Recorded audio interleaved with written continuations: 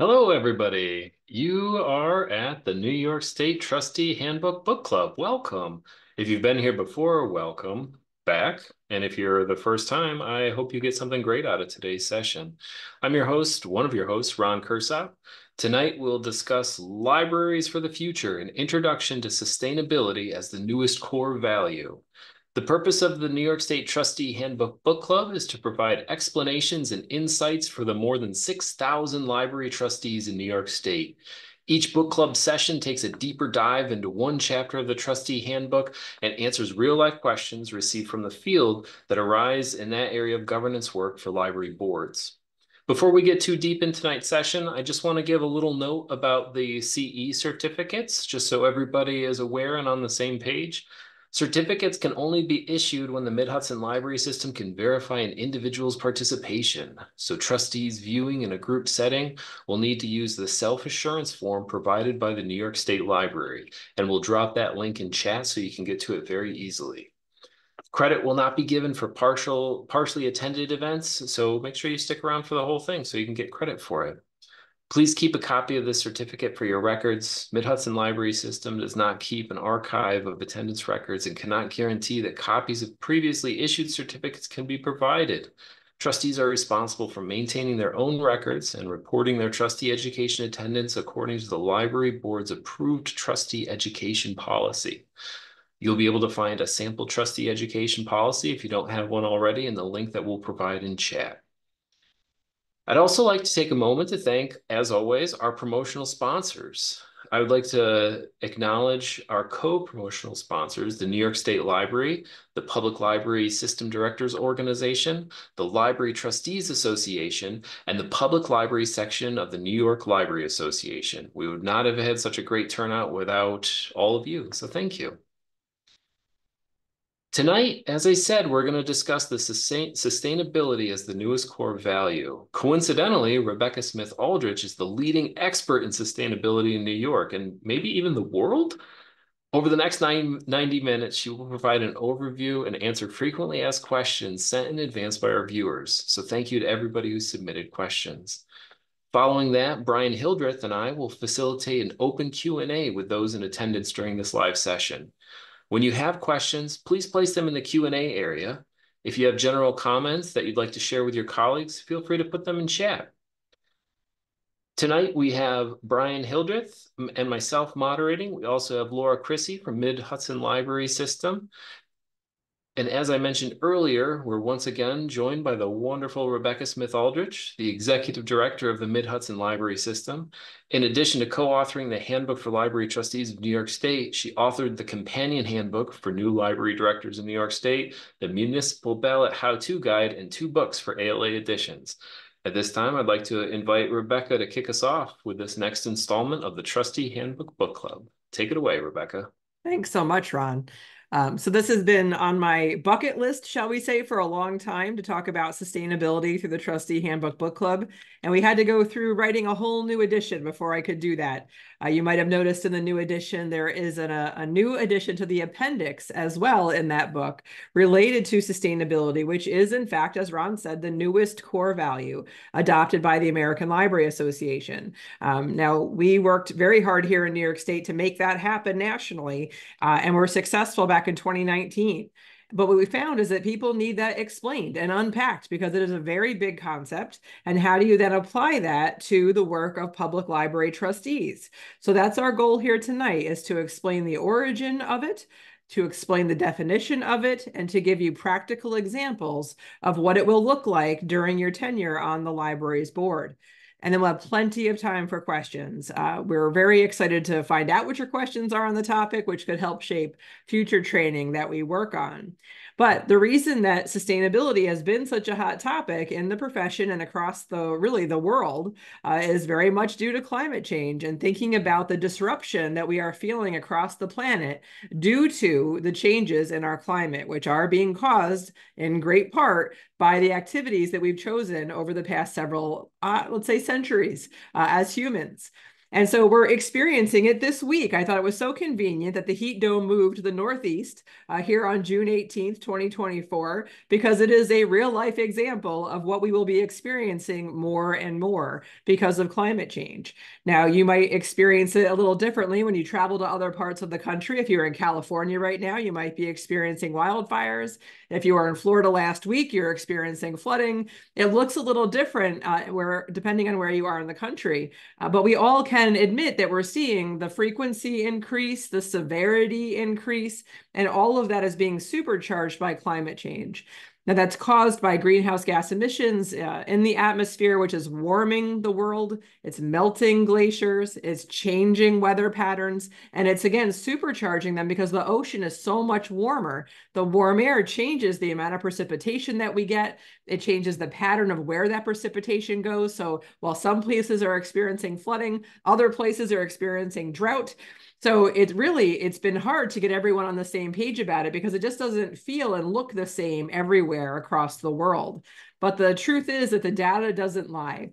So as we have seen the climate scientists trying to get our attention for a very long time, in 2020, they certainly got my attention. And I know it was during the pandemic, so not everyone was paying attention to climate scientists that year.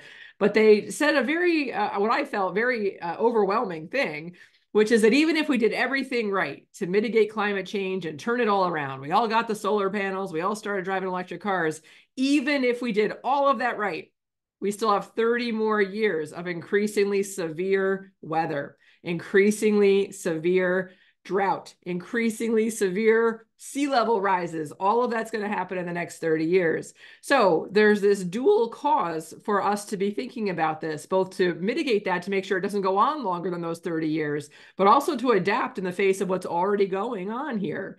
So in the United States, we sometimes measure the severity of storms by the damage that they do. And you might have heard the phrase $1 billion storm or $1 billion weather event or $1 billion natural disaster.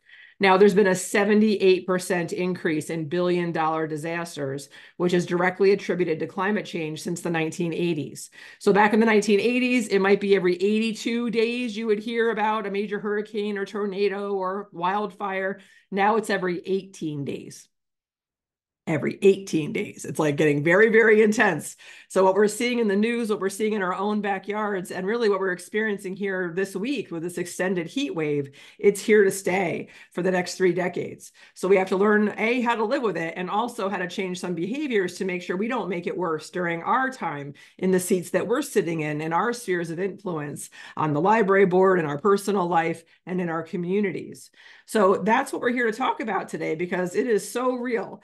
In 2021, every single professional medical journal across the globe ran the same editorial, a big call to action to the medical community, all the doctors saying, hey, we need to be thinking about this because it's going to negatively impact the health of every child alive today. And now I would hazard a guess that all of us have kids in our lives we care a great deal about, and we want a better future for them moving forward. So thinking about the choices we make today so their tomorrow is better is a big part of why we're all involved with libraries to begin with. So thinking about widening our sphere of the decisions that we're making and how they impact the future lives of young people is part of why sustainability was adopted long-term by the American Library Association. So Laura's going to share a link to this document, but in 2022, ALA issued a call to action to the library profession, noting we need to join in with the climate scientists, the policymakers, other industries like the medical industry that are doing good work in this area and partnering with them, because this may very well be the grandest challenge of our time, which is hard to see sometimes because it might be slow moving and it only hits your backyard every few years. But it truly is in my opinion, the grandest challenge of our time because we're seeing it interrupt food disruption. We're seeing it cause massive migration. Over 1 billion people are expected to be displaced by climate change, and many may move to our region of the world. So thinking about not only the very bad health effects that are predicted for young people, with folks for asthma, people that have heart conditions, but also the displacement effect on our economy, food disruption. All these things are really heavy topics that could greatly impact the quality of life for folks, not just here in New York, but across the world. And so really owning that idea that we have to, think global, but act local, really take ownership of the choices that we're making locally so that we're good global citizens overall. So the scope and scale of this require us all to consider our jobs as climate jobs moving forward, because there's intersections with the work and the choices that we make every day with what's happening across the globe. And if you're not familiar with Project Drawdown, I know many of you are because you were part of the statewide book club that we did a couple of years ago using their book called Drawdown, a New York Times bestseller. But really thinking about what is your sphere of influence? Who watches what you do? How do you make decisions at the board table? Should you be thinking about the climate as you're making some of those decisions? And the answer is emphatically yes. So that's what we're going to talk about tonight. Where are those intersections for you as a trustee to consider maybe a new way of thinking or decision making moving forward? So when ALA made sustainability a core value of our profession, in the resolution that did so, they defined sustainability because that was something that was often a puzzler for people. What do we really mean by that word? So we're going to take a closer look at that today. And the resolution also required every library school in the country to teach our up-and-coming library leaders about sustainability and the impacts on the decisions we're making as a profession as it relates to the environment, to our communities, and to our economy. Not only our global economy or our country's economy, but really our library's economy, recognizing that while there might be very fancy solutions out there to mitigate climate change, we have to be very respectful of our taxpayers and understand how we're using our money to the best advantage to deliver quality library services in a healthy environment that is the library building for the people who work there and come to use our services. So very, very complex topic that is very easy to get overwhelmed by. So that has been the work for the past 9 years that many New Yorkers in the New York Library Association took on to create a program called the Sustainable Libraries Initiative, which you're going to hear more about here tonight, which gives you free resources to accelerate your work in this area through public libraries. But to get started, let's start with the basics. What is the definition of sustainability? Because if we all understand this and start pulling in the same direction, we're going to have a much bigger impact much faster, which is exactly what today calls for. This is a little graphic that represents the idea of collective impact, that the idea of what we're doing through our communities related to climate change. No one organization or one agency or one champion is going to be very effective. We have to find others who understand the work that needs to be done to help our local community members have a good experience in the future and work together with them. Just like we're doing here through the Trustee Handbook Book Club, Brian, Ron, and I all work at 3 different systems, but we come together to have a bigger impact to help trustees across the state. Same idea on a larger scale here, that if we all understand the things that would have the greatest impact moving forward, and we all focused on that, we could really have, I think, a change. We could make a change across the world if we're focused on the right things. We have a sense of urgency and we work with deliberation. We don't just kind of leave it haphazardly. I hope someone's taking care of that, but we all take ownership of it. We all educate ourselves and we pull in the same direction to have the outcomes that we hope for in the future for our communities. So one of the best tools that has come out to help with this is this idea of the triple bottom line. This is the definition of sustainability that was used by the American Library Association and the Sustainable Libraries Initiative. And it's been going strong for about 10 years now as we've done education across the globe on this topic to help people understand we're not just talking about going green, which was the kind of mantra around this topic for many, many years, at least in our profession. But understanding the complexity of this topic and how we got here today was very much about economic choices and understanding the social impact of some of the choices we're going to make in the future. So the bottom line here for the triple bottom line is balance.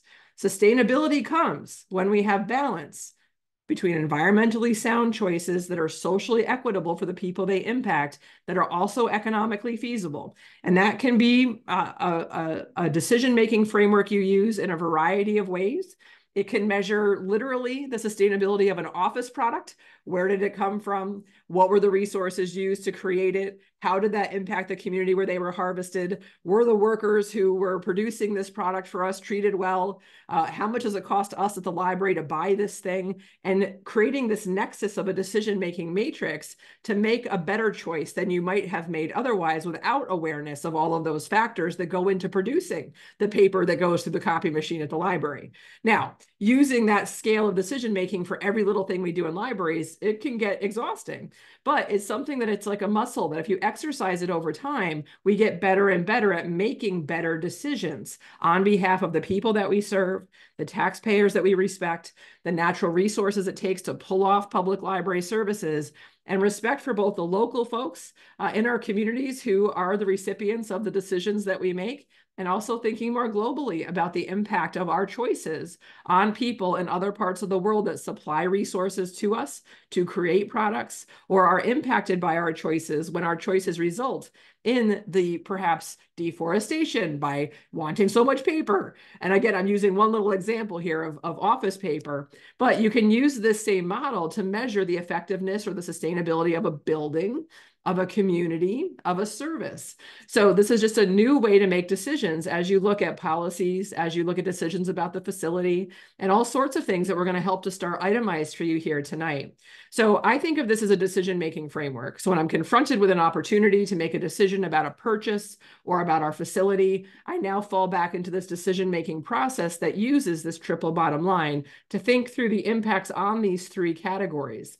Sometimes this is called the three-legged stool, because if one of these things is out of whack, the stool will tip over. So again, we're going for balance. And again, not perfection.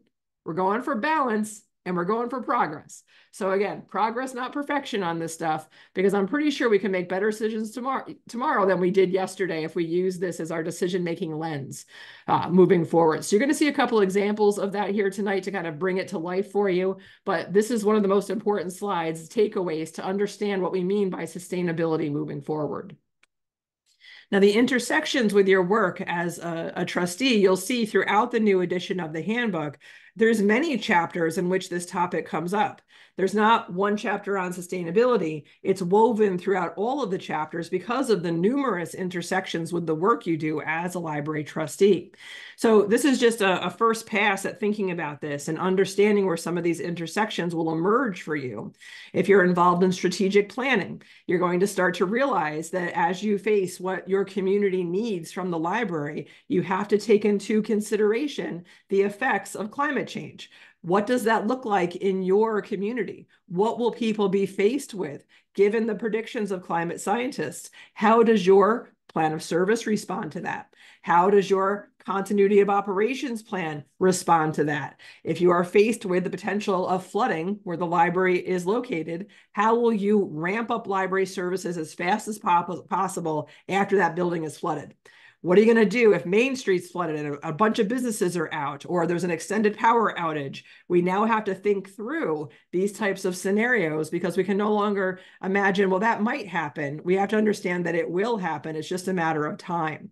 So planning, as you think about strategic planning, you had a great session with Ron who walked us through the process that you find in the trustee handbook. When you're doing the community assessment, these are some of the questions to be thinking about as well. When people imagine a safe environment to raise their families or to run their business, it's not just about worrying about crime, it's also about natural disasters that may impact our ability to thrive in this community. So understanding both how our service program responds to that, as well as our physical infrastructure will respond to that, is going to be key moving forward.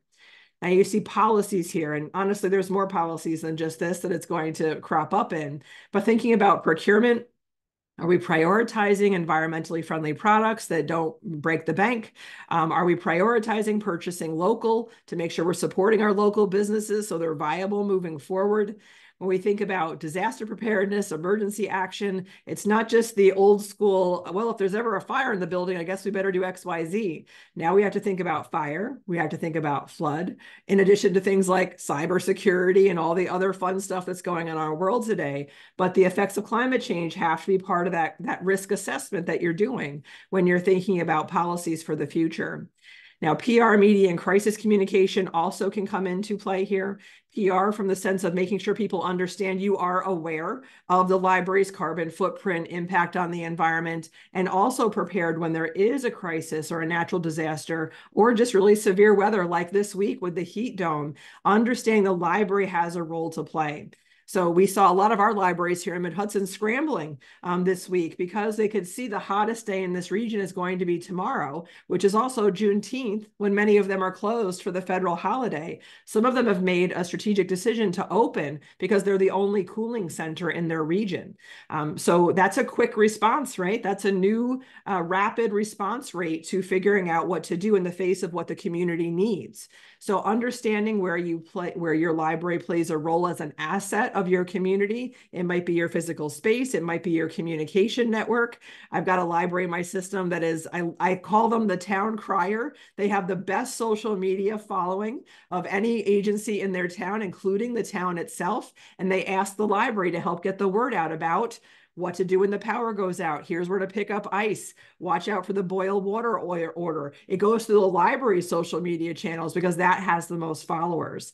So thinking about yourself as part of the community's assets to respond may require us to think a little differently about some of our policies related to our facilities, our communications, and how we use the assets of our library. Now, coming over to funding, this is an area that might not be as obvious to a lot of people, but there's a number of things that have to happen to adapt our buildings moving forward that will have a price tag on them.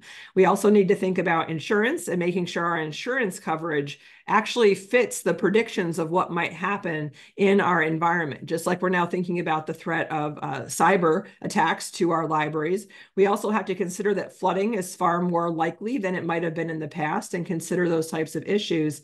And also keep our eye on an unfortunate trend that we've seen in places like Long Island, in Florida, in California, of insurance companies withdrawing service from certain areas that get hit over and over again by certain climate impacts. So we've got to be situationally aware to understand how our region of the state is being treated by that particular industry.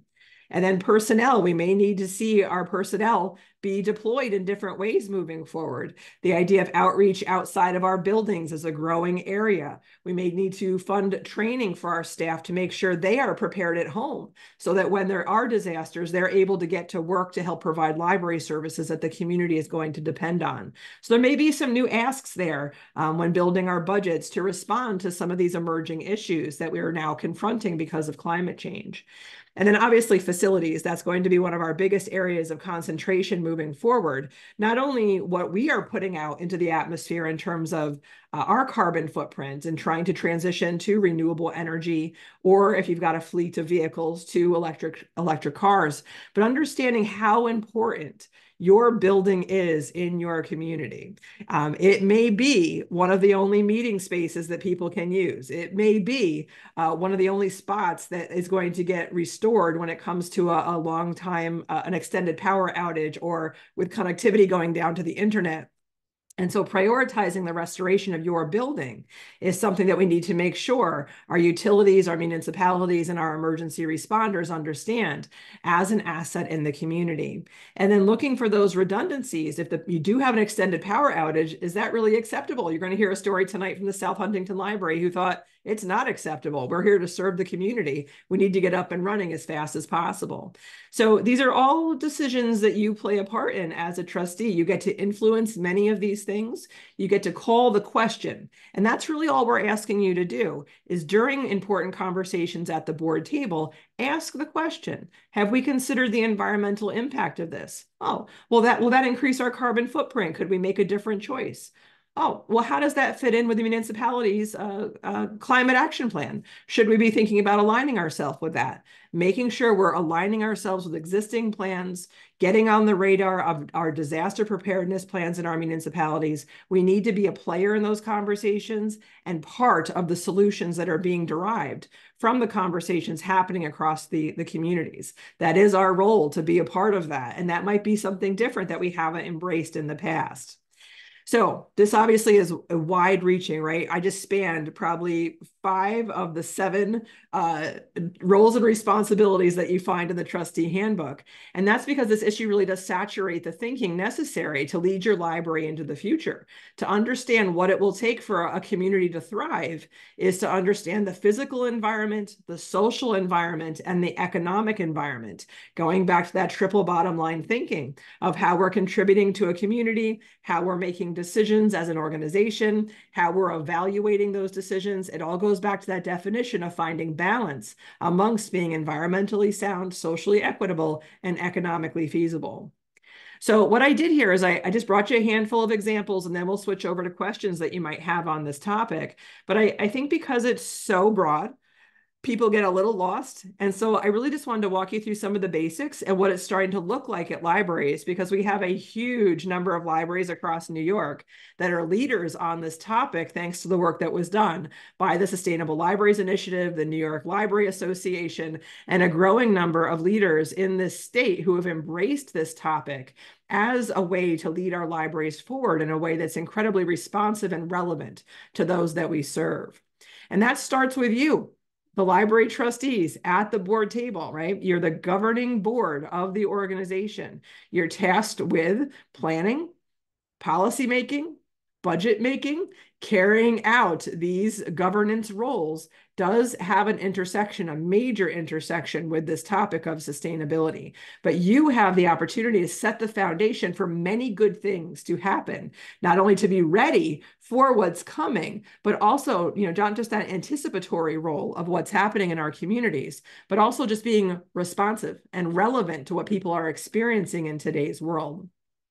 So for example, when you do your long range plan, when you think about your core values, when you think about your vision for the library serving the community, when you use words like we need the community to thrive and we want to be a part of that, it's not just about the traditional application of literacy in a community. We're also talking about eco-literacy and being a partner in helping with these issues that our communities are faced with. We've got a brand new example hot off the press from the Lindenhurst Memorial Library, one of the very first libraries to be certified under the Sustainable Library Certification Program. They just voted in May on their new strategic plan, which is based on input from their community of what their community's aspirations are, what their values are, what their goals are for the future. The library board and staff then translated that into goals for the community, just like Ron taught us at the planning seminar we did here in the book club.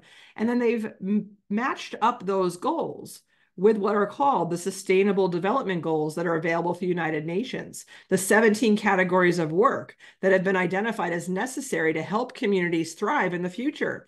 So now this library board has recognized the intersections of what they're working on with what it will take for their community to thrive using this particular framework. There's other frameworks out there, but this is one that's adopted in particular by many European libraries. When we talk to American libraries, we don't often see this as part of the vocabulary. But when we go and talk to libraries overseas, it's just the way they think because their countries have adopted this framework. But so a new way of thinking of telling people why we're doing what we're doing and why it's going to matter long term. Now, Laura's going to give you a link to this one because it's super valuable. This is a library in Massachusetts that just wrote a standalone sustainability plan. So they've got their long-range plan, very traditional. They've got a facility plan, very traditional. But this is the intersection of sustainability with both of those things to set their actual metrics and goals to be a more sustainable library and contribute to the sustainability and resilience of their community. So this is a very, very good example of the future of planning for libraries and what it will look like to be a responsible institution to our communities, both locally and globally. Now, it used to be when I would try to find examples of libraries that had sustainability or environmental stewardship policies, I really had to hunt. Now, no problem. Do a Google search on it. You're going to come up with dozens of examples, many of them inspired by the Sustainable Libraries Initiative and the libraries that have done work through that program. But I do encourage you to add this to your list. You'll see it in the checklist in the appendix of the trustee handbook to adopt a sustainability policy to say, this is how we make decisions in this institution. We care about people. We care care about the environment, we care about our taxpayers. We're going to make good decisions that intersect with all three of those things that we really care about as an institution. So great examples are out there to build from if you don't already have this. Great discussions are coming out of boards as they consider these types of policies. And it's truly changing the culture of our libraries to make better decisions and to be more relevant to the future for boards that have adopted this thinking to move their libraries forward into the future. Now, your facility plan, I know in my system, we've been working for years to get our libraries to have facility plans. And if you need a sample or an outline to work with, there's a link to that in the trustee handbook. But there's all sorts of things to think about with your facility plans. It's not just about expansion. It's about management of that current asset, which is your facility, to understand the responsibility to conserve energy, to transition to renewable energy if at all possible. And now is a great time to do that because there's so many incentives, financial incentives from the state and federal government, even for nonprofits like libraries. But these are all areas that intersect with climate change. Thinking, for example, energy conservation is how we reduce greenhouse gas emissions that are fueling climate change. Stormwater management, that's something I know I have to think about more here at our property in Poughkeepsie because the amount of water that is falling with intensity, I've never seen anything like it before. And our auditorium basement sometimes likes to collect water, particularly if some of the storm drains get stopped up. So understanding we're going to see more and more flooding. If you've got a building that's vulnerable to that, having a stormwater management plan, flood-proofing our facilities. These are things that we now have to think about with more urgency because we're seeing the amount of rainfall at levels that have never been seen before that were not predicted when our buildings were authorized by our municipalities. Indoor air quality. How many of you remember this time last year when we were all suffering from the Canadian wildfire smoke that was coming into New York? It was almost apocalyptic when I looked out my window. And it was really eye-opening. We talked to a library out in Washington State, which experiences wildfires far more often than we do here in New York. But their library is not only a cooling center in the summer and a warming center in the winter, they're also an air quality refuge. They've actually upgraded their HVAC system so the air quality is better in the building during wildfire season, right? Something that most libraries have never contended with before, but we're now seeing that on the West Coast of our country, and something that if we continue to see the problem from Canada, New York libraries are going to have to think about as well. So this is a little checklist that you'll get here after the program. And I encourage you to just walk through this and think about where the intersections are with your particular building and property that you are the stewards of. There's so many good resources and examples out there now of how libraries are contending with these various things. But first, you have to assess your own situation, your own building, your own property to see where there's work to be done in your facility plan to future-proof and make your buildings and grounds more resilient and helpful to the ecosystem over time. You've got examples, again, all over the place. Libraries that are putting solar on their buildings. Hendrick Hudson in Westchester, first library in the country certified under the Sustainable Library Certification Program. But not only do they have solar panels, they use it as an educational opportunity.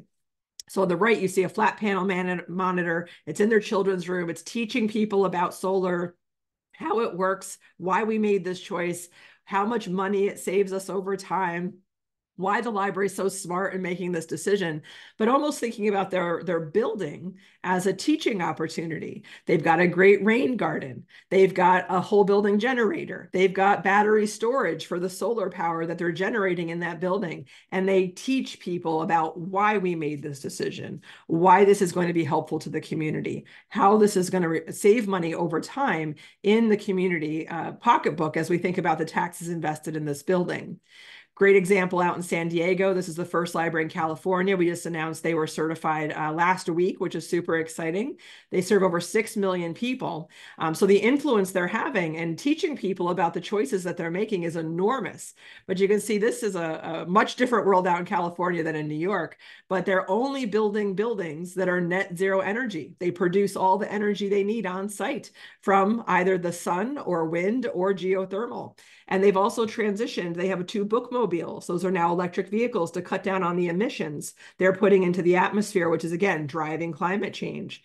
The other cool thing I love what they're doing is every single branch has an electric vehicle charging station. So as a branding opportunity to say, hey, you got to charge your car, come on over to the library, you can count on us. When you look at the predictions of how many people are adopting electric vehicles moving forward and the incentives the government is putting out for that transition to electric vehicles, this is going to be an enormous issue moving forward. So co-locating these in libraries is a very smart way to move forward, because folks got to wait while they're charging that car. They might as well come in the library and up your door count, right? So thinking about these ideas of adapting facilities, we partnered with the New York State Library as well as 7 other state libraries to think about this in some very comprehensive ways. So in the follow-up message to tonight's webinar, you're going to get these links into this Northeast Summit on Climate Adaptation for Facilities to learn more comprehensively what it looks like to adapt our facilities in the face of climate change, and hear from some of the leaders across the Northeast corridor of how they've been doing work in this area already, as I'm sure many of you have as well. But nice resource to learn more about this topic if you're interested in it. Now, the first thing to do here as we think about adaptation is to identify what is actually the top climate hazards for where your library is located. Once you understand that, and we'll send you a resource to help you do that, it gets much easier to plan, much easier to design services and resources, prepare your facility for what actually is predicted for your area. So that would be a kind of first step coming out of this webinar for your board if this is work you want to do. But disaster preparedness, I told you I was going to tell you a little story about South Huntington. Janet Shear, the director down there, is on the board of the Sustainable Libraries Initiative. She was the assistant director during Superstorm Sandy, and it really bothered her that it took the library so long to get reopened after Superstorm Sandy to provide services to the community.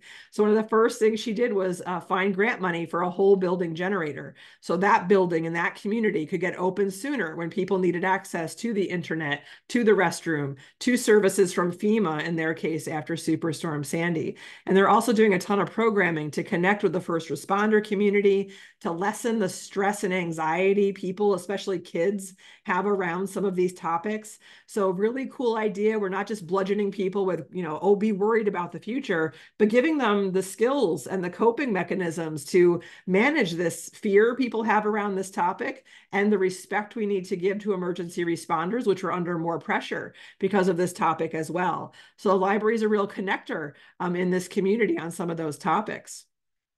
I brought this example for you because it's a great free program. You can partner with New York State, bring it to your community. I bet many of you have done this already, but the Citizen Preparedness Corps, super valuable. We just had this in our system last year at several locations where residents can learn about how to be prepared in the face of those climate hazards and get some really key resources to help protect their families, help protect their homes, and be as safe as possible in the face of what's predicted. Now, it doesn't have to be this elaborate. It can also be really, really simple. Like for this week, a good example is let's make sure libraries are on the list of cooling centers available in our communities. I learned a fun fact last year. You don't even have to have air conditioning. They literally just, please have a fan. You can be a cooling center, and it could be the difference between someone feeling well or ill one day in our community. So again, not always huge, grand overhauls of our facilities. Sometimes it's just as simple as doing what we do every day, which is to open our doors to people. I brought this one little example of a program that I think really exemplifies the triple bottom line. You may have heard of this. It's called the Repair Cafe. And we have the most repair cafes outside of the Netherlands here in the Hudson Valley because we love this program so much. And you can see this is an example from Saratoga, which is the second library in the country to be certified under the Sustainable Library Certification Program. But the idea of a repair cafe is that folks in your community who know how to repair stuff, they come and teach their neighbors how to repair their stuff. And it's a cafe because people are just coming and hanging out. They're learning from each other. They're keeping stuff out of the landfill. They're learning how to really kind of be empowered to fix stuff over time, which is a little microcosm of what we hope they do on a very large scale, which is to work together to fix some of the big stuff in our communities as well. Because this is really the secret ingredient to everything we're talking about with sustainability, which is to have more awareness of the choices that we're making and the impact it has on the earth and other people, as well as our pocketbooks. But also this idea of let's work together. We can make the world a better place if we work together, just like we do in libraries, just like we're doing here tonight of learning together to help make our communities a better place. This is an example from our system here at Mid-Hudson, the Library of Local. We partnered with a group called the Climate Partners for Hudson Valley, very apropos. They actually funded a program for us to have our libraries build collections, both traditional like books, as well as seed libraries and gardening tools around topics that will help to build community resilience. And then we co-located these collections with climate smart communities in our region where we already know there's people working to accelerate this work. So they see our libraries as good partners in the work that the municipality has prioritized. It's a fun program that's opened up a lot of new doors to our libraries. It's brought a lot of new grant funding our way. The Adirondack Mountain Club in this region has been doing a grant program for 4 years now because they were so inspired by this work. It's the first time a funder has ever come to me and asked me if I wanted money. So that was pretty cool because I did, and we had a good idea of how to use it here. But overall, I want to say there's so many things your library could be doing. But some of the good old-fashioned work that libraries have done for a very long time is actually what is most called for, which is helping people have more respect, empathy, and understanding for each other. And I know you've heard me say that before in this series, but that's literally the most important thing. If we can find the way to find people getting out of their homes, getting a little more active, working together on things that are meaningful and having a better sense of community and lessening people's isolation and anxiety and understanding their neighbors are not that different from them. They value many of the same things. They want very much some of the same things for their future and their children's future. And can the library be a catalyst or a convener for these types of experiences to help people understand they can solve problems together? They can be good neighbors to each other. This is truly one of the most important things to do when it comes to having a more sustainable and resilient community. So yes, it will be nice if your building is resilient and we're generating solar power through our buildings. But the most important thing for us to do is to make sure the neighbors of our communities have that empathy, respect, and understanding for each other so they care enough to make things better moving forward. So strong recommendation as you're doing your planning for the future of your library. How are you contributing to bringing people together, getting them more engaged with decision-making in our communities so that we all understand the needs and we all help find solutions that respond to everyone in the community, not just small segments of our community that understand how things work. So just to wrap up here, I want to hand you a couple little more resources and tips, and then we'll transition into questions. But we are really talking about, we're not talking about checklist here, folks, which you might think I am when I tell you some of these other resources, but we're asking people to shift the way you think in a way that uses the triple bottom line to create more sustainable, resilient, even regenerative decisions on behalf of our communities. So this mindset shift, it's not going to happen overnight. It's going to take practice. You might have to come to other webinars and resources and learn how other libraries are doing things on this topic, but that's available to you. You have over 100 libraries across the country working on the Sustainable Library Certification Program, and more than 7,000 libraries across the world are part of the Sustainable Libraries Initiative, helping with this thinking, iterating on ideas, sharing program ideas, policy samples, all the good stuff we talked about here tonight, all around this idea of the triple bottom line. How do you bring that to life? How do you use it as a decision-making tool? You've got libraries that are super generous with their process, with what they've come up with how they're leading their libraries forward to respond to their community's needs. So this idea of a sustainable library is really in the hands of trustees, is to make sure your organization is really strong. You've got the fiscal resources you need. You're authentic in the policies that you're making, the plans that you're creating that are truly putting your community at the heart of your library and the decisions that you're making. Being super deliberate about those three key components: social cohesion and civic participation, climate change mitigation, bringing down greenhouse gas emissions, and truly being a partner in the idea of adaptation and building community resilience through library services, programs, partnerships, and outreach efforts. So to help you do this, here's a couple of resources for you. On the left there, free resource, the Roadmap to Sustainability. You can download it right on your phone. One of our friends in the library field, a very large company called OCLC, donated the app to us. So you can gather all your thinking on this topic into this little booklet, either a print booklet or this app version of it, where you can write down your thinking, your ideas, your partnerships that you could potentially be seeking out as a library on some of these topics. And then there's the certification program, which we've mentioned several times for libraries who really want to take a deep dive and are looking for a methodology to go through some of this thinking in all the different areas that we do work in as library boards. From that commitment, from your policy making, from how you manage your facility, how we do purchasing in our organizations. The certification walks your organization through over 140 activities over time. No ticking clock, take as long as you want to do it. But this is a great way to structure some of this work and accelerate it in your particular organization. And very good timing here. If your library is a member of the New York Library Association, you have free membership already in this program and get a discount on the certification program. So strike while the iron is hot, take advantage of that because the New York Library Association opened that door for libraries across New York. This is just a little map to show you you're not going to be the first doing this work anymore. There's a huge cohort of libraries across New York State doing this work. Huge shout out to the Suffolk Cooperative Library System, who is the home now of the Sustainable Libraries Initiative. They've got the most certified libraries of any county across the country doing this work. And what a generous group of people, not only in helping to support this program, but to share out the examples of all the libraries who have been certified. You can pop onto the Sustainable Library Initiative website and see the certification presentations. There's ideas for days. But what we're lacking is urgency.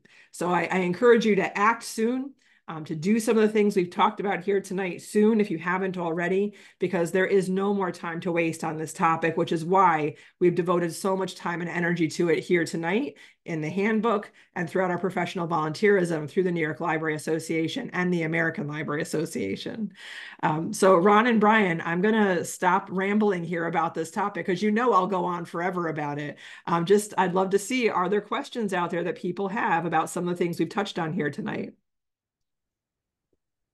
Yeah, Rebecca, I think I get to ask the first question. I just got to say, like, this is one of, I'm always listening and taking notes while you're delivering presentations during the handbook discussion. But like tonight, I was feverishly taking notes because a lot of it was new stuff that I haven't heard before. So it was all good stuff. Oh, cool. So the first question comes in that says, all great information, just like I just said. Can you advise how we bring staff along in building a sustainability-minded culture? Specifically, our staff has pushed back on being open during emergencies like snowstorms or power outages because they are also experiencing the emergency. Mm-hmm. How can we highlight the importance of their role and support them in being prepared to respond and come in during these types of situations? Yeah. I love this question because it was a very interesting moment for me. 2 years ago, we conducted a national study on libraries' role in community resilience. And this was a top issue across the country. Over 1,000 libraries participated in this study, talking about, of course, we care about our community. Of course, we want to be of service. But what about the realities of the staff's lives? So really starting to think about, do your staff actually understand what our communities are up against? Do they actually understand the role of a library in modern times in our community? And then inviting them to be part of the planning for emergency response, for understanding the roles we can play, but also going through scenario planning with them to understand, okay, this just happened in our community. How's the library going to respond? Well, the first thing, if you're all talking about the building's going to be open, you can't do anything with that building without staff, right? Your staff are the most important asset of the organization. So should there be disaster preparedness planning for staff? So having that citizen preparedness core training just for staff, having the understanding of these are our continuity of operation plans. Okay, if you can't get there, who's the next person that could do this? If none of us can get there, how do we resume services, just like perhaps we did in the pandemic? Or do we have to call it sometimes and say we don't have the capacity to play the role we wish we could in this moment? But to help staff understand there's an iterative process there, and that the very nature of disruption is that you don't quite understand how it's going to unfold, but to have done enough scenario planning, continuity of operations planning, to have at least a plan A, a plan B, maybe even a plan C for how we're going to get the library back up and running and how we're going to get the services that our community really needs going again. So I think the staff are not wrong to be concerned because they're concerned about their own safety, their family safety, and that does have to come first. But there's also professional responsibility there to help get the services up and running in a reasonable amount of time to be responsive to what the community needs. I like the idea that we started tonight's question and answers with this question because I think it goes back to this whole idea of the statement that we're trying to talk about tonight is just like you got to have the discussions. And like this is us trying to get every boards and libraries going down this pathway of having discussions and talking about this because we learned that lesson during the pandemic for libraries that didn't have a pandemic operations plan or disaster plan. Like we were all just trying to figure out how it plays out as we go. But now we know, or now we're coming around to the terms with, you know, this is a thing and as sustainable libraries initiative is extremely important. So let's start having those discussions now if we're not having them. So like when a day like today pops up and we need to be a cooling station or tomorrow's a national holiday, how are we serving our community in these times so that nobody's ill prepared to make that decision when it happens in the moment? And I don't know about your guys' systems, but 0 of my libraries had a pandemic plan when the pandemic hit. Like I had to I found one example in the country of someone who did. Like I really had to work hard to figure out how to help our libraries with that. And our directors had to work so hard to figure out what do we do here? And so watching how they iterated, how they thought it through, how we harnessed technology, like we got there, right? We got there and we prioritized opening as fast as we could once it was allowable. But that mindset was driven by the urgency of the moment. And I think the problem with climate change is that the urgency of the moment comes at very devastating times. And so we can't wait until those moments to do this thinking. It has to happen now in advance because when you're hit with a hurricane, major flooding, that type of stuff is going to scramble our brains, maybe even more than the pandemic did in that very acute moment where we have the opportunity to make some good choices. Rebecca, our next question comes in from Steve. And Steve says, my experience on library boards and other boards has been that the focus on procurement of goods and services, including capital improvements, tend to be on a first or near-term cost. Do you have any examples of procurement policies that provide a farther reaching framework and how the examples might be supported by governmental practices such as New York State's criteria concerning probable useful life? Nice. We've got someone here who knows what they're doing. So yeah, absolutely. We do have some examples. And Steve, I hope you'll reach out to me individually. But to think about the idea of the word cost is very interesting, right? That's why we use the model of the triple bottom line, because when I used to 20 years ago, go and consult with library boards on their facility projects, and I'd be like, why wouldn't you build a more environmentally friendly building? The number one thing they said to me was cost. And I said, well, you must be talking about financial costs because you're certainly not respecting the cost to people's health. You're not respecting the cost to the environment of the choices that you're making. And some of those choices long term have a much higher cost over time. So thinking exactly this phrase that Steve just used here of these first or short-term costs or near-term costs, that's very short-sighted. And that's not what we're asking of our trustees. You need to look at the long haul of the decisions that you're making. So just one little example. So we have a library, let's say hypothetically, of course, that maybe made some choices that weren't the best in terms of the materials they used to build the building, that are off-gassing toxic gases, that didn't invest in the proper ventilation rate to have the air exchange, to have fresh air coming in. Now you've got staff people who don't feel very well in your space. Now you've got a higher absenteeism rate. Eventually, you've got a higher turnover rate because folks don't want to work in that building. Now, the long-term costs have just massively escalated because your director's time is getting eaten up with trying to scramble to fill the schedule and to retrain people and to recruit people. Now, that's systems thinking to understand how all those things intersect. But the federal government spends billions of dollars on physical space, and they were the first major entity to adopt sustainable design standards because they understood long term they would save the taxpayers money if they invested in sustainable design up front. as well. They weren't even talking about the environment, folks. Honestly, when you look at those early documents coming out of the General Services Administration, they were only talking about the bottom line, but the long-term bottom line. So understanding that prioritizing sustainable design, it does actually not have to cost any more to do sustainable design if you work with the right people and have that mindset early on in your project, and you will reduce other operating costs over time that make up any of the differences that you might have for slightly higher increased costs at the front end of your project. So yeah, Steve, the answer is yes. I've got examples of procurement policies that prioritize purchasing local, that prioritize sustainable design, that ask for return on investment strategies to be done as we make some of these large decisions related to capital expenditures, 100%. And we need to see more. So we're so glad you're here tonight thinking about this.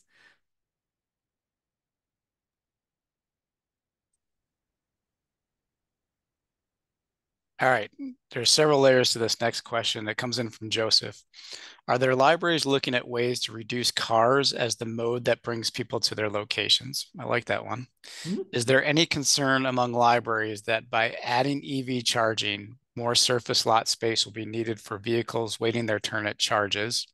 And the third one is any best practices from these facilities to address pedestrian safety around the building as patrons are incentivized to drive to the library and wait for a charger to open up?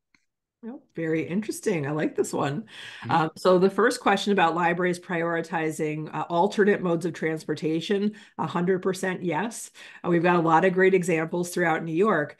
But again, I just want to be really clear. There's some libraries across New York that don't have a lot of options. Maybe you don't have public transportation really ubiquitous throughout your county.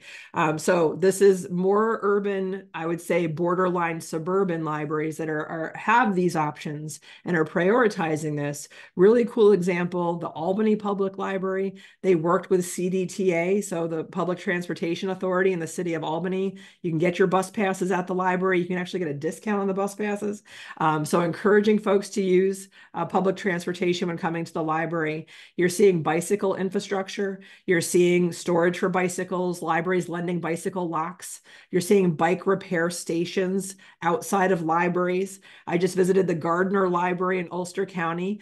They're right next to a rail trail, and the Library Friends Group sponsored. Actually, I don't know if that was the Friends Group. I think they actually got money from the municipality, gave to the library to put the bike repair station out there next to the rail trail, which is right next to the library very conveniently. So I definitely see examples of folks trying. Sometimes we've got libraries, I know in my region, we've had folks calling counties to say, could you put a bus stop closer to the library so it's easier for folks to get here? Because that's a particular good example of both an environmental choice, but a social equity choice of how are people getting to the library, and are we truly designing for everyone in our communities or only for folks that have cars? So understanding who lives in our community, how they can best get there. We're also seeing libraries who are promoting for their staff the opportunities for carpools or, bike to work day. But again, not to be too corny, but your mileage may vary on this issue given the variety of environments our libraries across New York are working in. I have libraries in very rural areas that would totally laugh at this conversation because they're lucky folks can even find the library by car. There's no bus in sight. It comes by like once a month. So sometimes libraries are hamstringed by the infrastructure or municipal choices that have been made where they are. So the second question you had about electric vehicle charging stations. And Brian, I think I might have screwed up the second question, but I think the idea of libraries being concerned about it is something that we haven't heard much of. We've heard libraries actually very excited about the idea of being the place because they're not seeing much of that infrastructure in their communities. So being the place that people can rely on has been a positive thing. So I haven't seen that concern. It doesn't mean it's not out there though. And I think it will probably be an increasing at least sticky issue as we see more and more folks adopt electric vehicles. I think right now we're in the early part of the bell curve here, but you can see it's about to really take off and become a bigger issue. And then I think we may have folks that need to think about their policies around offering that service on library property.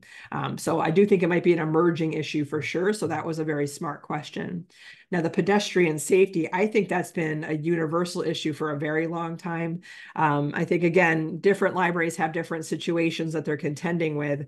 But I know I have multiple libraries in my system that have been the reasons that a crosswalk has been installed in certain places near the library. So I think that that issue of pedestrian safety is always going to be there, regardless of the adoption of electric vehicles. But it's an interesting thing to note. Electric vehicles are much quieter than most normal gas-powered cars. And that means that a lot of folks' situational awareness is lower. So they're talking on their cell phone, they've got their kid by the hand, and they might not be as aware. So I think better signage around our parking lots, around pedestrian walkways, those things are something to consider in the everyday maintenance of our organizations. That's great. Thanks, Rebecca. So our next question comes in from Nancy. I'm going to keep this kind of broad, but when you're thinking about implementing sustainable initiatives, are there key negative issues that occurred during either the initial planning or the deployment that would be helpful for others to know in advance? And if so, what were they, and what might you suggest to avoid problems in advance? Really good question. And it's something, we just yesterday, we had all of our Library of Local directors together, that program I mentioned here in my system. And one of the barriers that was identified in that room with a dozen directors was the same issue identified in another national study we just did earlier this year on what are the barriers to adoption of this type of work, which is the concern that some folks may think you're dealing with a political issue instead of an environmental and social issue. And so one of the first things I would say is think about the language you're using around the topic, and make sure we're describing the goal, ultimate goal, which is community resilience that we are participating in. We've actually for many years shied away from talking about climate change because it was a politicized and politically charged phrase in many circles.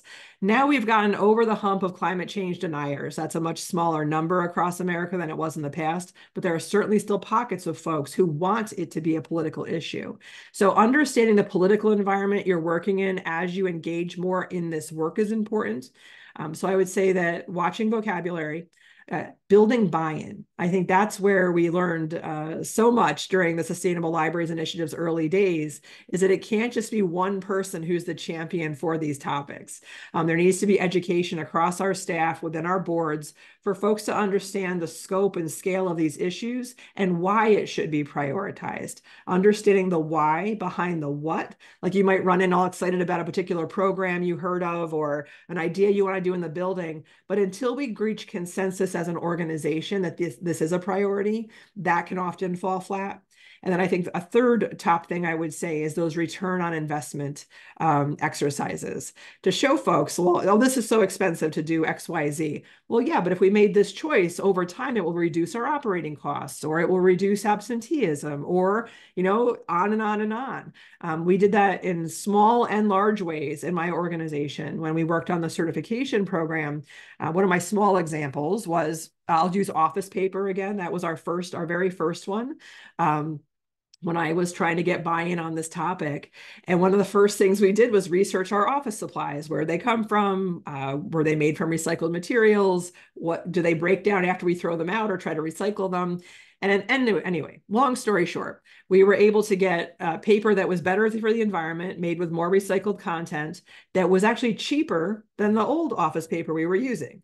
Now, that might seem so micro. It was a small win, but I could feel the attitude shift in the organization, like, oh, we can save money and do right for the environment. Tell me more. And then we did a bigger return on investment exercise when making a decision about hospitality items.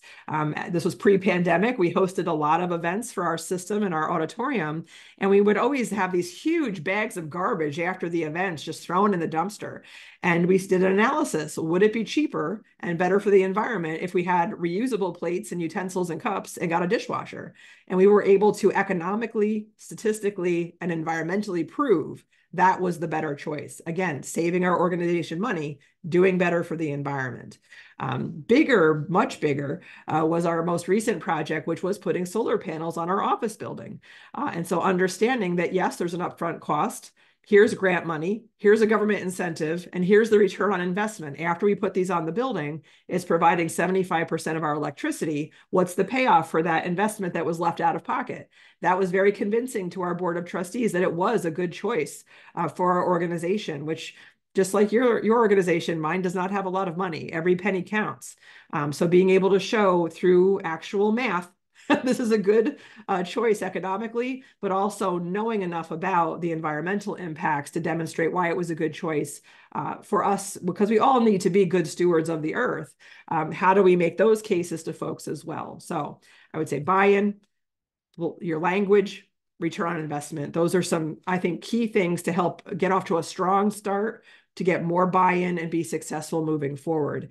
If you're part of the certification program, you'll actually notice we designed it very specifically to do that kind of work first, to get buy-in, to do education, to write policies that now trickle down throughout everything else you do. It sets the stage for everything else you're going to do moving forward. So I would say you might be excited about the work, but slow down a little bit so people can come along with you. I think of our library systems experience. We're celebrating 1 year now being part of the SLI initiative. And I think I can't think of anything negative that like has like as we started down the pathway that like we ran into something where like somebody was like, wait a second, like this isn't a good thing. But I think administratively for myself as a director and working with our board, it's a lot. Like and also for staff, like and this is where I'll probably do my first plug for the SLI initiative is like that, like Rebecca just said, breaking it down into very manageable steps through the SLI initiative. I know Rebecca said it's not a checklist, but the way that they set it up, it kind of is a checklist of like breaking down a lot of these overwhelming steps into very manageable, time sensitive, but also like within a period of time, you know that you can take care of them. I think that was some of the stuff that took that overwhelming component off the table. And then you realize that you can start working through some of it. So like really that was the only negative. But as we started working through some of the stuff, like even the simplest things from like composting to developing a training policy that was mindful of like how often we were trying to bring people together or how much travel we were asking people to do to come together, where we could just easily do that online. Or even like when we host events, like recognizing like, okay, so if we can't offer plates that can be washed or that are porcelain, what is the next possible option? Is there compostable materials that we can use? And then, get those compost buckets out so that we're composting any of the food that's being used at the events. Like those are just the small things that, really come from that. But once you start breaking it down into those chunks that the SLI initiative puts forward for you, that negativity of overwhelmingness comes off the plate. And like Rebecca said, like the buy-in is early on, like you're getting your staff involved, you're getting your board involved. And as long as you have like 2, 3, 4 of those key stakeholders that are really excited about it, they're going to make sure they bring all those people along with them at the same exact time. And Brian, as you were talking, all I could think about is how you are now modeling things for your member libraries. And I think that's what I see in libraries too. Libraries that are doing work in this area are modeling for your community. It's not in your face. It's not wagging a finger. It's just, this is how we're choosing to run our organization. Here's why we're making these choices. And I think what I'm seeing from the stories we're being told from the folks in the program is that inspires others to act similarly. And I think that's a really cool aspect of owning some of this work, is really helping others to find their way forward on a very overwhelming topic. All right, I got next question. It's coming from Niagara Falls, New York. So Niagara Falls Public Library is a city-owned building. How can we get city departments such as Department of Public Works and Engineering to support sustainability goals? Great question. We actually have had several libraries in the program and at least 2 that have been certified that are in leased space. They don't control, they don't own that space, which at first a lot of folks thought that would be a non-starter, but it has proven not to be. So a couple little tips for folks in this type of situation where you don't own your building, you don't completely control the choices that are being made. The first is to make a connection with the folks that do control the building and explain that this is a priority. Maybe the board has adopted a policy or adopted a core value related to this topic of sustainability, and understand their priorities. Have they adopted similar goals and priorities? Do they have something in the works you might not understand?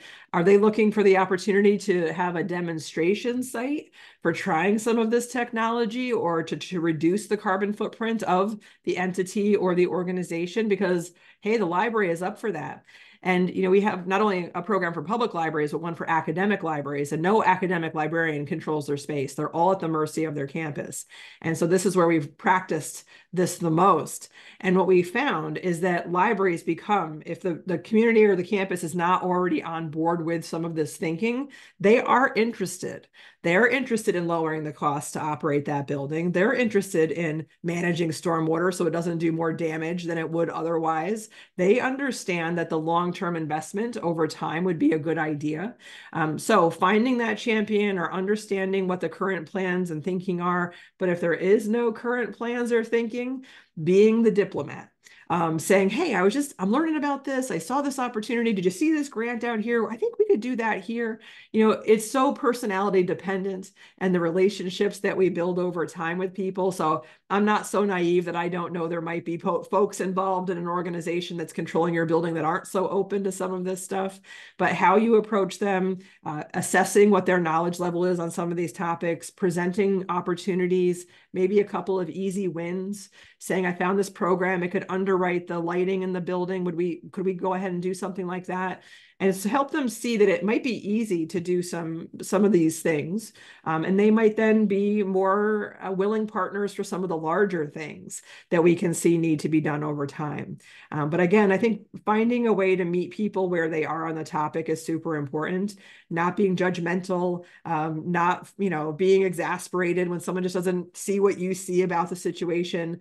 It's just kind of the same stuff we use anytime we're building buy-in for things that need to get done, that isn't popular or folks aren't aware of. So I would say don't go in assuming they don't know, but also understand they may not know, and seeing if they're willing to be your partner or not. And then, of course, there's always the Hail Mary when we don't see the progress that we would like to see over time, which is finding the leverage points for the folks that are in charge. Who's their boss?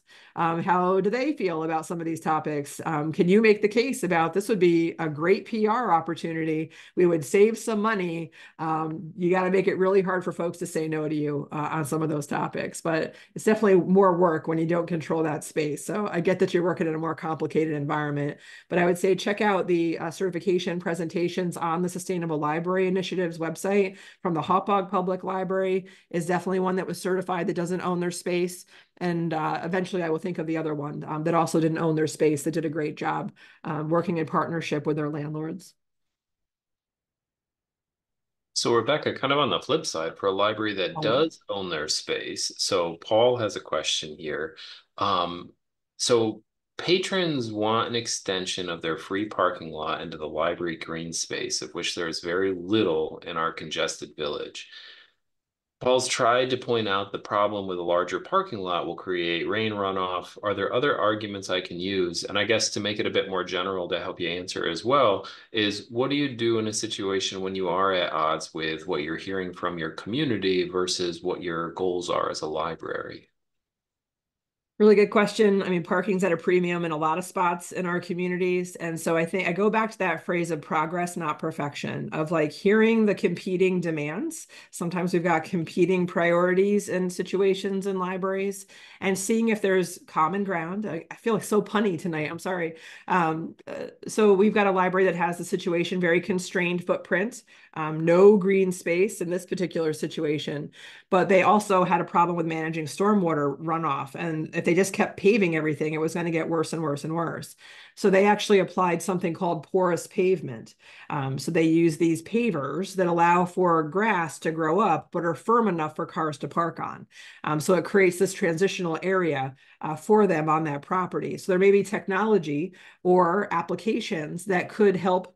You could expand parking a little bit without totally ruining all of the green space or creating that transition area there. Or maybe it's time to think out of the box and be thinking about what are the other properties around us.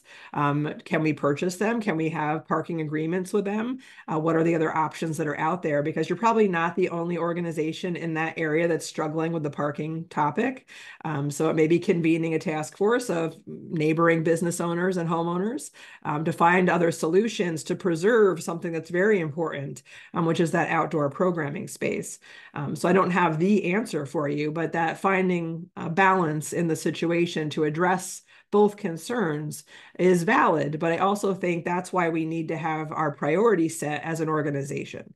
As we think about our core values, which is to break down barriers to access, to make sure we've got equity in how we deliver services, to respect the environment, the physical environment, and be good stewards of the earth, and really respect the bottom line of how much things cost, that creates a rubric from which to make decisions by. So being open to hearing people's point of view, talking to experts about what some of the solutions might be, and then being the wonderful people that you are at the board table, listening to all the facts and making the best decision you can with the information you have at that time is really all that can be asked of you. Thanks, Rebecca. The next question I really appreciate. I'm actually coming in from a library today that had 6 charging stations, and only half of them were being used, but there wasn't a lot of parking spaces left for the other cars that didn't need charging stations. So Elizabeth's question is, do you have any examples of libraries that have looked at things like EV charging spaces, who have tiny parking lots and don't have extra spaces to reserve for electric vehicles or takeout circulation? Any creative ideas or ways to not reserve those spaces completely so that patrons without EVs can still access services? So I'll share here at Mid-Hudson, I'm in a constrained environment. I have a parking lot that is not big enough on the days all my directors come in for the Directors Association meeting. I know some of them are online here today. And we actually put bags over the sign. So when we know we've got low attendance at our property, we have the signs out that say these spaces are reserved for EV charging. And when we know we're going to have a high volume day, we close up those signs so anyone can park in those spots. So I think it's that adaptability of the property. Those of us who work in small spaces, we know we make a lot of accommodations over time, but that's something that we have done to try to accommodate that. It's not pretty, I'll say, when we put the bag over the sign, but it gets the job done. Yeah, I think that's a good workaround. I also think about like rural libraries, like many of the libraries in our system can make it work, whether it's through policy or procedure, just like making sure that like, if there's some type of signage that indicates that like these areas are reserved for EV charge stations, but there's no other spots left, check with the library. And, obviously that waiver is going to be granted. And you don't have to have a sign that says reserved for EV charging stations, right? So I think you also, and really a good practice anyway, on your website should be a page about visiting the library. A lot of folks check out your website before they come over. You might be touting, you've got your directions for how to get here. You've got parking information. You've got the app to download if you're going to do EV charging station, and a message that says, if there is parking is short and that's the only spot left, you're welcome to use it. So being obvious and transparent about your intentions in those spaces, sometimes you just got to write it out or have a policy about it so your staff know how to help patrons in that situation. Yeah, and the only other thing I'd also add, just because there is a lot of conversations or questions about EV charging stations, like we're not the only ones doing this right now. Like as we drive around, we see more and more of the infrastructure being built out. We know that there's legislation in place that's going to make us move towards EV charging stations and EV vehicles within, a very short period of time over the next decade or so. And so like we're not the only ones in this. So like I think it's good that we're like asking these questions and thinking about it, but at the same exact time, that infrastructure is being built out in other spaces too. So it shouldn't prevent us from like wanting to do the thing that's right in this moment. Just do it and it's all going to work out, hopefully. As a system considering EV charging station as well as delivery to libraries, that's a big area that we're investigating too, is how do we sustain delivery to 42 libraries on electric vehicles, which is a really interesting challenge and solution. And the more libraries that have charging stations installed, the better outlook it is, because then we can naturally stop there, charge up, keep going. So it's an interesting conversation at the system level as well, to getting resources to the libraries that we're working with. Yeah, so this was an interesting topic in my system as well. We had our delivery RFP. We had prioritized environmentally couriers that actually prioritized this. But our delivery operations staff actually did the calculations for the range of most electric vehicle vans that have the capacity we need for delivery. Our system is so huge, 3,000 square miles. They literally could not get there and back on one charge. Or if they had to stop and charge, it would have doubled their travel time, right? It just was not feasible. So that desired environmental choice was not the best in terms of finances and operations. And so we let go of it, right? So giving yourself permission to say it's not going to be perfect. We're not there yet. Maybe someday we will be. That's an important lesson to learn in doing some of the work around this topic. I think that's such a good point too, because that's an area that's basically the exact conversation that we had. And even though we're not there right now, this vehicles, they're going to go up and we'll go out for an RFP again once they hit our certain mileage. And then at that point, maybe the technology will be there. Yeah. So the way that all of this stuff is advancing is, even if it's not right this second, keep planning on it and look at your alternatives, because it will happen eventually. So our next question that we have coming in is from Diane, and I want to add a little bit to it. So you've been talking a lot about the vocabulary being used, how to keep people on board, how to start from the beginning to bring people along. Diane's looking for recommendations for getting trustees to start this conversation. And I'm going to add into there, when you're talking with trustees with their governance responsibilities, they have a lot of information coming at them. So how do we prioritize this information maybe higher on our list when we're thinking about trustee governance of our libraries? Well, this is interesting because I just back channeled Brian and Ron to tell them I have this announcement that I want to share before the end of our time here together. So I'm just going to do it right now. You've got a bunch of excuses, right? You've got this webinar. You've got the new trustee handbook. You've got ALA just revising the core values list and leaving sustainability as one of the remaining 5 core values. Those are all conversation starters to say, have we thought about this? How does this play into our thinking? Do we need to do an evaluation of our policies related to this new thinking in the field?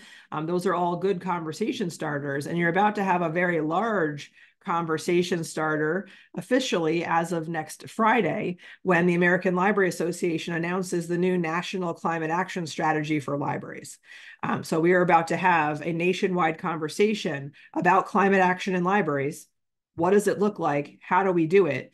And it's the only responsible thing to do as a library board, is to take that information and figure out how it applies in your situation.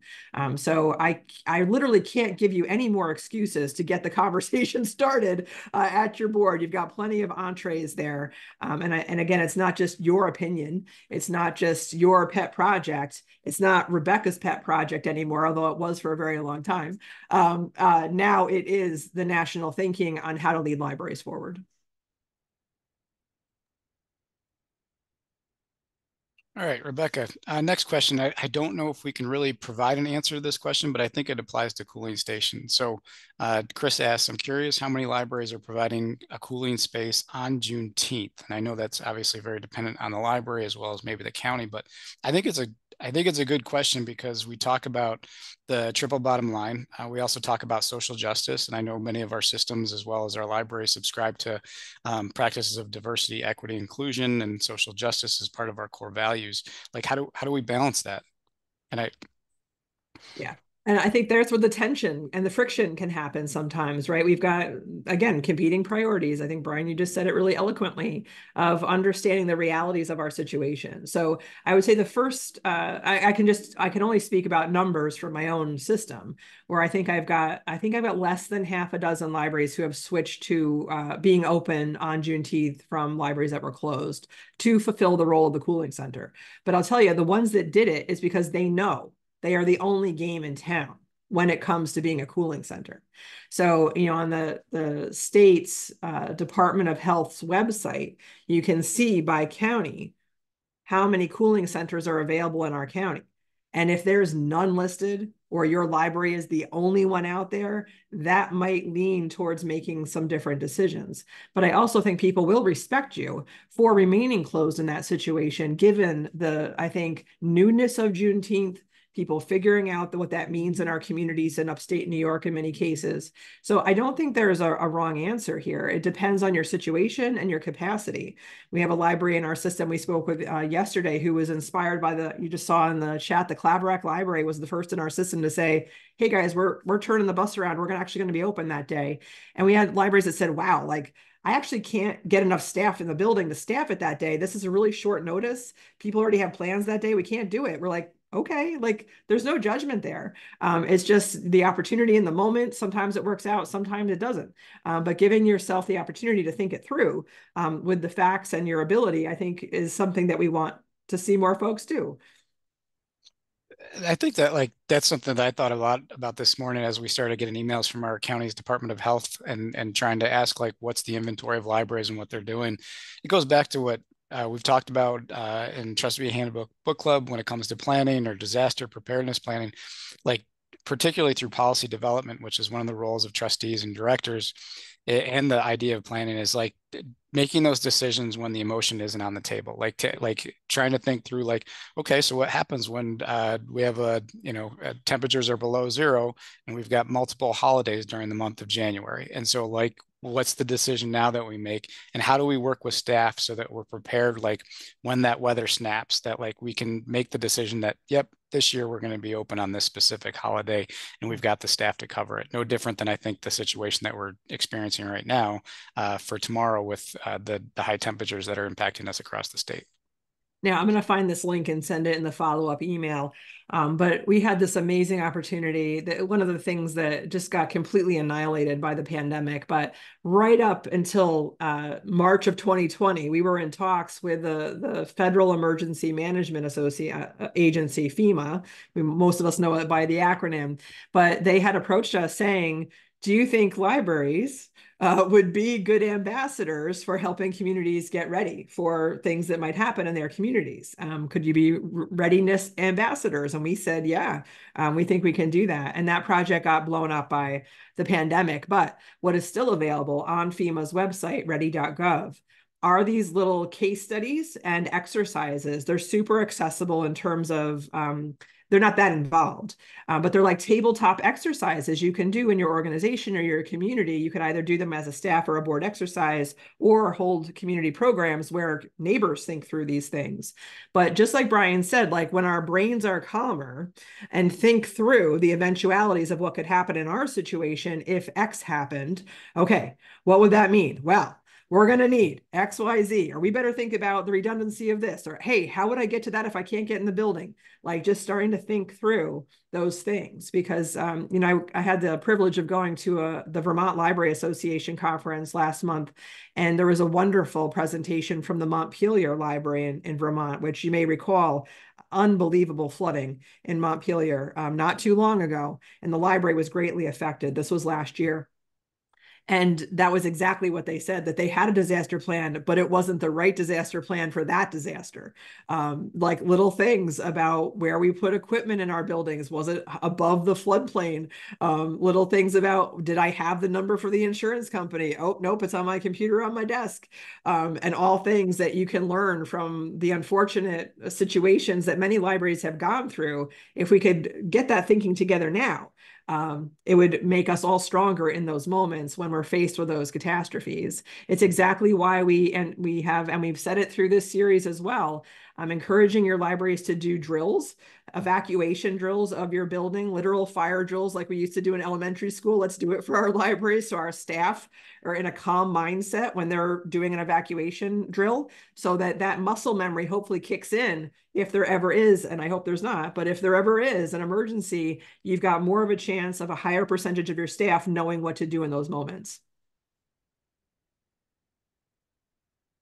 Rebecca, Susan has a question in here, and I feel like we've covered a lot of the pieces of this. And I'm not sure what kind of community Susan's coming from, but I know working with our smaller rural libraries, they run into this too, which is looking for advice on getting other outside organizations, as well as the municipality specifically, to work with the library for the betterment of residents. And you want to think that in general, the municipalities are working for the benefit of the residents, but sometimes the priorities may be at odds a little bit. So any further advice that you have that you could provide for Susan would be great. I have to say, I think one of the kind of powerful things about the work we're doing here is that it's a universal topic to help keep people safe. And I think the idea of the adaptation planning of disaster preparedness in our communities, that regardless of your political persuasion or economic background, everyone is concerned about how safe am I going to be if this flood hits or this hurricane hits or whatever disaster is predicted for your area. And so I think sometimes you have to be the person to make the overture to that, but finding who is the right person to talk to in that structure of the municipality. Sometimes it's a little buttering them up, inviting them in to do a program on a topic related, helping them, just kind of casually mentioning, oh, well, did you know, like, library does XYZ? That might really help with what you're trying to do here. So I think first is a little sleuthing to find out what the priorities are, what plans are in place, who's having conversations where. How do you get yourself invited to those conversations or get on the radar of those organizations? So if you ever have the opportunity, and actually you do have the opportunity because I'm going to give you the link. When I talked about the adaptation of facilities webinar that the state library hosted, you're going to get the link in your follow-up. One of our speakers, actually the convener, is Michelle Stricker from the New Jersey State Library, who is, in my mind, is a legend because she did exactly what we're talking about right now. After Superstorm Sandy, she ingratiated herself with the first responder community throughout, in this case, the state of New Jersey. And it has resulted in a number of partnerships as well as educational opportunities for libraries to learn about how first responders think. So one of the resources we'll throw into your list for you is the Disaster Preparedness and Community Resilience Workbook the New Jersey State Library has put together. And part of that are tips for how to approach first responders and municipalities about how the library is part of their thinking and their planning. So that was a long circuitous answer to say the New Jersey State Library has done some of this thinking for us and we can learn from them. All right, so we want to be mindful of participants' time, but I think we're going to go into OT a little bit here just because we've got another really good question that comes in from Joseph. Have libraries been able to find ways to get the drivers who are charging their cars out of their vehicles and into the building? I don't know, like I could think of some ways that are like, what if we get some flat screens out there in front of the vehicles so that we can show off what services are taking place inside the building? I don't know if we get creepy and go knock on the window and say, hey, come on in, we got some stuff for you. How does that play out? One of the things we've talked about is the interface for where you charge the vehicle. There's a kiosk that you're coming to. If you don't have this experience yet, you don't have an electric vehicle, you might not realize this, but you're interfacing with a kiosk where you're either, starting it or you're paying for the electricity to charge your car. There's branding opportunity on that device, that kiosk itself. Sometimes there's an app that people have to download to interface with that, asking the app developer, is there a way to help them connect with our services? QR codes, I know like a lot of people don't like them, but they're already using their phone to like find you and to find that charging station, scan that code, get right into your library catalog or your Libby collection. So I think there's little creative ways like that. I do not advocate knocking on the window though. I think we want to maybe leave people at peace there. You don't want to startle someone napping. That would be potentially dangerous. But no, I think there's some ways to connect people, particularly technologically, with library services. But I think there's not the push technology maybe we would hope for there. But you might think about augmented reality. How do you have when you think about your business entry in Google Maps, because that's how a lot of people are finding electric vehicle, what information about your library is in your business entry? So thinking about how the technology intersects with that arrival. How did they find you? How did they get there? Where do you get into their path? On that route, literally that technological route they took to get to your library and to your charging station. Where are the opportunities to cross promote the library and think about getting them in the building? Of course, good old signs too, like a little sign by it saying, "You come on in, we've got," and like list a bunch of cool stuff you've got in there. They might think, "Oh, I'm sitting here anyway. Maybe I'll go in and check that out."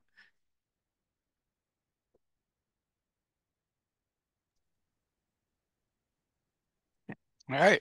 I think that brings us up to the end of the 90 minutes. Just on behalf of all of us here at the Trustee Handbook Book Club, we want to thank everybody for joining us here this evening. Our next, we're going to take the summer off and the early part of fall off, but our next session is going to be October 15th. It's going to be on the topic of governance structure, the role of board officers and board committees. You can register for this event on the Mid-Hudson Library System's website. That's www.midhudson.org/trustee book club. You'll also find all of our previous recordings on there. So if you're worried about not hearing our voices over the next 3 to 4 months and you really just want to hear Rebecca or Ron talk, or even myself, please go to all of our recordings, check them out. That way you just won't have to miss us. The only other thing I'll say before we take off this evening is we get paid to do this, Laura, Rebecca, Ron, and myself, but all of you are paid public servants, are unpaid public servants. You volunteer, you get appointed to these positions or elected to these positions. We just appreciate it. The work of New York State Public Libraries doesn't happen without you. And so we are just immeasurably just grateful for all the work that you do. Keep it all up. And we hope you have fantastic, safe, and a little bit cooler summers than what we got today. We look forward to seeing you guys in October. Thank you so much for being with us. We really appreciate it. Good. Thanks, everyone. Plus Thanks, one on what everybody. Brian said.